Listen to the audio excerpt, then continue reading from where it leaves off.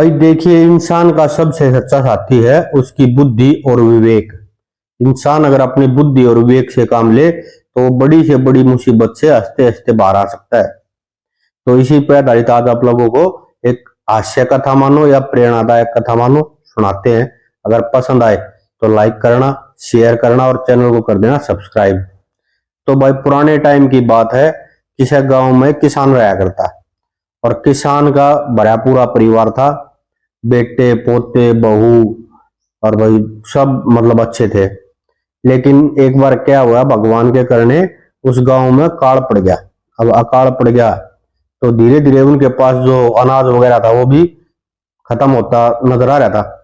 किसान की घरवाली उसके साथ हर रोज लड़ाई झगड़ा करती कि भाई कुछ ना कुछ तो कर, कुछ तो उपाय कर कि भाई बच्चों का अच्छे से लालन पालन कर सके हम, नहीं तो खाने के भी लाले पड़ जाए, भूखे मर जाएंगे।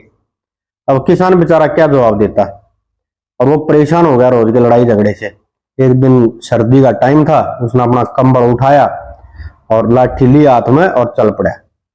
भाई देखी जाएगी, तू यहां से निकल ले, जो होगा सो देखा जाएगा।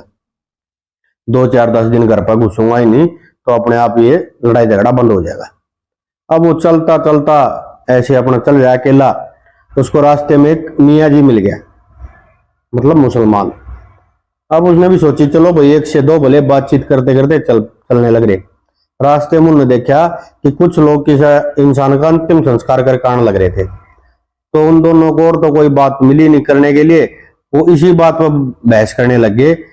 वो जो मियाँ जी था वो कहने लगे भाई तुम्हारे धर्म में तो ये जो इंसानों का अंतिम संस्कार भी ढंग से नहीं करते, जला देते हैं और उसके बाद तो उसकी राख भी नहीं मिलती।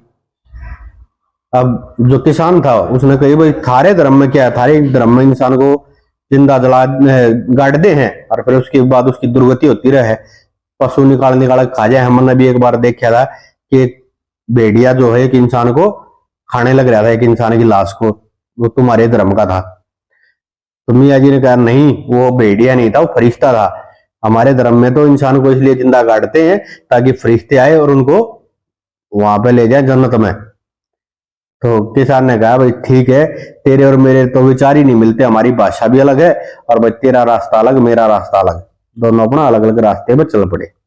अब चलते चलते किसान को जो बेचारे को प्यास भी लग रही थी। अब वो आसपास पानी ढूंढने लिए लग गया। देखते देखते उसको एक रहट दिखाई दे गया। पुराने टाइम में रहट होते थे जिससे सिंचाई करी जाती थी। उसको एक रहट चलता हुआ दिखाई दे गया और वहां पर अपना एक किसान जो है वो बैलों को आग रहा और रहट चला रहा, अपनी सिंचाई करने लग रहा। अब वो किसान वहां पहुंचा और उसने पानी पिया। पानी पिया तो उसके दिमाग में एक बात आई कि भाई नीचे जो ये रहट की जो डोलियां हैं इनको कौन भर रहा है। और वहां पर और भी 5 7 लोग थे, कोई अपना सोच वगैरह करने के लिए जा रहा था, पानी वानी लेने के लिए, कोई पानी पीने के लिए आया था। 5 7 उसी गांव के लोग और भी थे। अब उस किसान ने जो है उससे पूछ ली, जो पानी दे रहा था खेत वाला, कि भाई ये जो इस तरह रहट की डोलियां है इनको अंदर कौन भर रहा है। क्योंकि वो जो किसान था वो बेचारा रेगिस्तान से आया था, उनके वहां तो पीने के पानी की बिला लेते और यहाँ पर पानी की मौज है। तो अब उस खेत वाले ने सोची इसके साथ क्यों ना मजाक कर लिया था, बोला भाई इसको भर रहा है तेरा बाप। और ठंड थी बहुत जबरदस्त। अब उसके सामने कही बेचारे ने बोला भाई फिर तो भाई मेरा बाप तो बेचारा ठंड हमारे बुरा हाल हो रहा है उसका। और उस खेत वाले को भी हंसी आ रही, और जो लोग थे वो भी हंस रहे, लगे कितना मूर्ख आदमी है। अब वो खेत वाले ने कही बोला हाँ फिर भाई इतना ही ठंड की चिंता है तेरे वो तेरे बाप की, तो फिर अपना एक कंबल जो ही उतार के दे दे।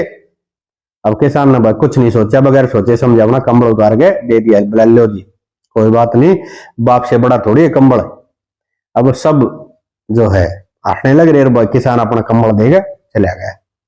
और वो खेत वाला कह रहे ले भाई ऐसे ऐसे मूर्ख 100 200 आ जाए तो भाई कंबलों का व्यापार शुरू कर दूंगा मैं, तो मजा आ गया। ऐसे मूर्ख आदमी तो 5 7 10 और आने चाहिए। और वह किसान जो था वो 2 4 दिन के बाद अपने घर आ गया। उसकी घरवाली फिर लड़ने लगी, कहाँ था इतने दिन, हम यहाँ पे हमारा बुरा हाल हो रहा है, ये वो फलाना टिमका। बोला भाग्यवान तू लड़ाई मत, मैं तो पूरे साल के अनाज का बंदोबस्त करने गया था। ये बात सुनकर भाई वो भी शांत होगी। बोला अच्छा अनाज का बंदोबस्त करने गया था। बोला हाँ बिल्कुल अनाज का बंदोबस्त करने गया था, पूरे 1 साल का अनाज का बंदोबस्त कर आया हूं मैं। ठीक है। अब वही सर्दियों के बाद जब आखा तीज आई तो उस टाइम पे सबके खलिहान अपने भरे अनाजों से उनसे। अब उसके साथ ने भी सोच लिया कि ले भाई हमारे यहाँ तो अकाल का है माहौल, यहाँ तो किया कुछ है नहीं, लेकिन उसकी फसल कट गई होगी। अब अपने दोनों लड़कों को घरवाली को ले गए और साथ में लड़के दोनों जवान थे, हाथ में लाठियां ले रहे लड़के, और भाई घरवाली भी अपना हसिया ले रही, मतलब दाल ले रही हाथ में, और सारे दो गाड़ी तोड़ के चल पड़े। और किसान पहुंचा उस खेत वाले के पास, उसका खलिहान पूरा भरा अनाज का। बोला भाई एक काम कर भी इसमें से आधा अनाज दे। खेत वाला बोला भाई आधा अनाज कैसे दूं, क्यों दूं तेरे को, तू कौन है। बोला भाई मैं वही हूँ कंबल वाला जो कंबल दे गया था अपने बाप के लिए। अब जब पानी मेरा बाप भर रहा था अंदर से, तो आधी फसल मेरी हुई कि नहीं हुई। बोले यार तू मूर्ख आदमी है, तेरा बाप अंदर यहाँ कैसे क्या होता, कहां से आता, बकवास कर रहा तू। अब वही आदमी जो उस दिन हंस रहे थे उस किसान की बातों में, उसकी मूर्खता देख कर देख कंबल दे रहे, वे भी वही मौजूद थे। मैं बोला भाई देख बात सुन ले, हम तो भूखे मर रहे हैं, हमारे वहां तो पानी पीने का भी नहीं, थारे इतना पानी है, और भाई मेरा बाप से तू नौकरी करवा रहा है तो वहां दादा देना पड़ेगा, और नहीं तो हम तो मरने मारने के लिए तैयार हैं। तब उसने देखा भाई ओ हो ये तो लाठी वाठी लेकर आ रहे हैं, हथियार लेकर आ रहे हैं, वही लड़ाई झगड़ा भी होगा, दाना दे। अब जो और लोग थे उन्होंने सोचे भाई तुम खिसक लो, यहाँ लड़ाई झगड़ा होना है।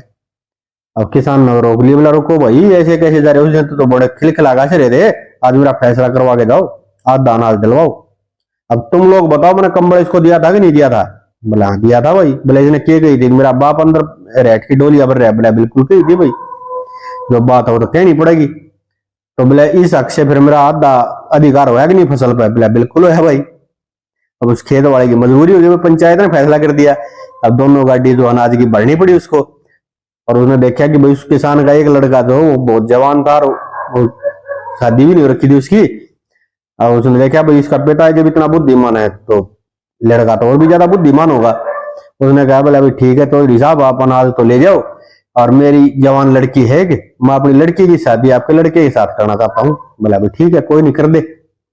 अब उस किसान के लड़के की शादी भी होगी, और बस 2 गाड़ी अनाज भी मिल गया, और जो उनका काल था उससे भी उनको मुक्ति मिल गई।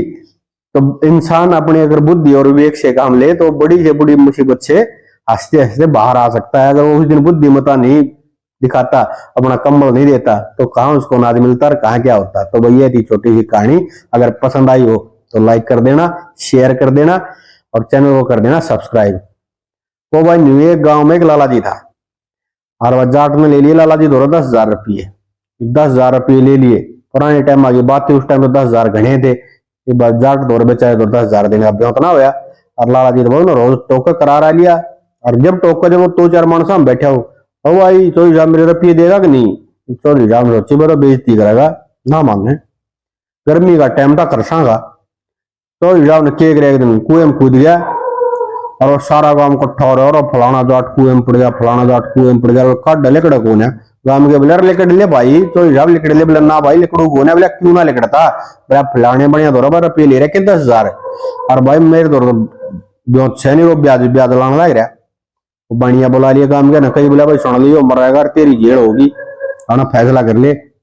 लाला जी यार गांव डाम जी फैसला करा अपना मंजूर है।